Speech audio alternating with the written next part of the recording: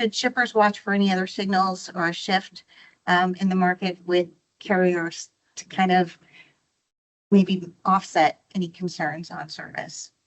Well, I mean, so if you're looking at pricing and if you're starting to see if there's going to be a pricing increase through the year, there's some things to track.